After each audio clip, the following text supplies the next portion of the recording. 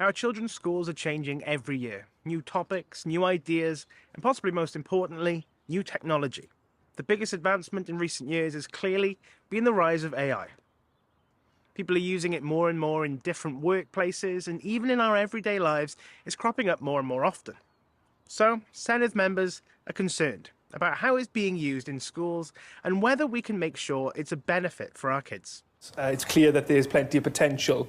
What I'm particularly interested in is how well the Welsh Government intends to stem over-reliance on AI, particularly among learners. There are a lot of unknowns here and a lot of gaps in the evidence, but a report commissioned by Oxford University Press, published last month, found that just 2% of students aged between 13 and 18 said they did not use AI for their schoolwork, while 80% said they regularly use it for their schoolwork. Of that same cohort, 62% said they believe AI is having a negative impact on their skills and development, effectively eroding their ability to research independently, study effectively, and think creatively. You make very important points there. Obviously, there's a balance, isn't there? There are benefits and there are risks, and we're navigating new territory with all of these things.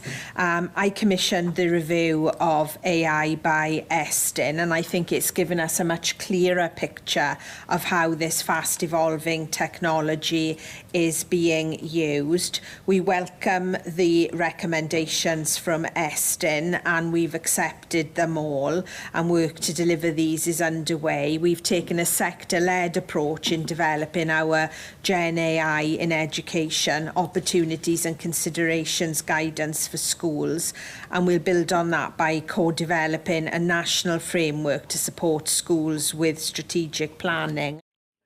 Estyn has recently released a report into AI use in schools, and that has found there are clear benefits from it. But it's the centre of the main argument around using artificial intelligence, particularly generative AI, which creates things using prompts. It can be used to help, but it certainly shouldn't be overused. The Estyn report found that generative AI offers real benefits for schools and workforce. It shared examples of schools using AI to boost engagement and improve efficiency. We've seen examples of schools using these tools in creative ways to personalise learning and support learners with complex needs. And you'll probably have seen that there are some case studies in the report, and I've asked to visit some of those schools to have a look at what they're doing.